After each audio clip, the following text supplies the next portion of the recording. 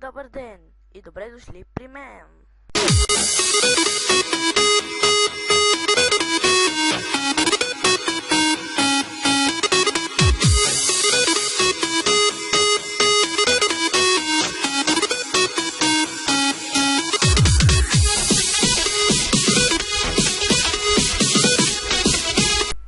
И така, сега ще покажа как да си направите фонтан с най-безполезните материали, като слаба и желязо и камък. Така, сега ще ви покажа.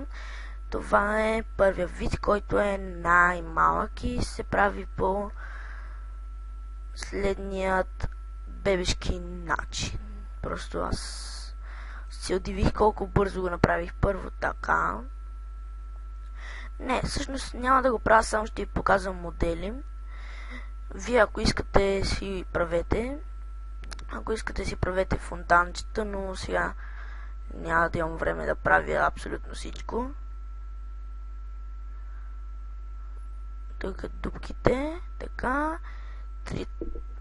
Първо тук трябва да има две такива, две купчета, независимо какви, за да спуснете водата, след това ги чупите и от другата страна, след това пускате и от това купче, пускате вода, в което трябва да има три посоки, в които да ходи, а тук трябва да има някакъв предмет, че да стане така, фигурично, така да разбрахте ме.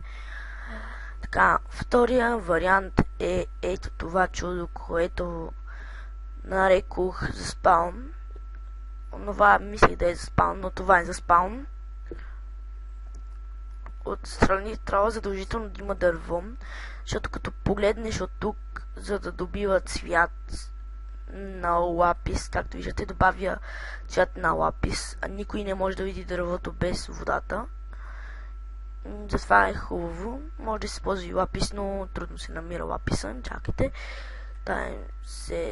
Дай. Така, това е следващото, което се прави по много сложен начин. Нещо като кръст, ето така. Нещо като кръстче. Така правите съответните дупки на водата, където пада. Удължавате го и сте готови. Не се прави много сложно. И чао!